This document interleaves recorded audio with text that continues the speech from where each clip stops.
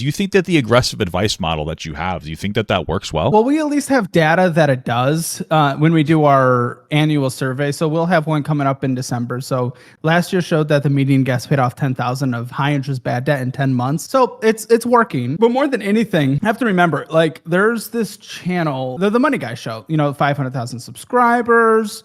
They do kind of a financial audit thing as well that they started doing a few months ago. This one got 41,000 views. Here's the thing. They do lots of very helpful content, but it's not the most entertaining. Like a nice guy. Because of that, it hasn't reached as many people and not as many people have changed their lives. A lot of people have. I want to give them credit for that. But I will say, because our show is more entertaining, because it's a bit more wild and we feature interesting people, just from emails, DMs, comments, minimum tens and tens of thousands of people have learned budgeting, have learned to actually get their debt under control just because they've come across a show. And they wouldn't have come across those other educational first channels because they just weren't as interesting. So people come in for the entertainment, but people walk away, and so many people, tens of thousands, have changed their lives over these past few years, which is crazy. I really care about legacy to a certain extent. I like that in the end, whenever I do walk away from this, maybe upwards of 100,000 people over the course of the multiple years we've done this have gotten budgets under control, paid off debt, changed their lives. And I think that's a really cool legacy. Oh yeah, you know what? It's funny because I watch a lot of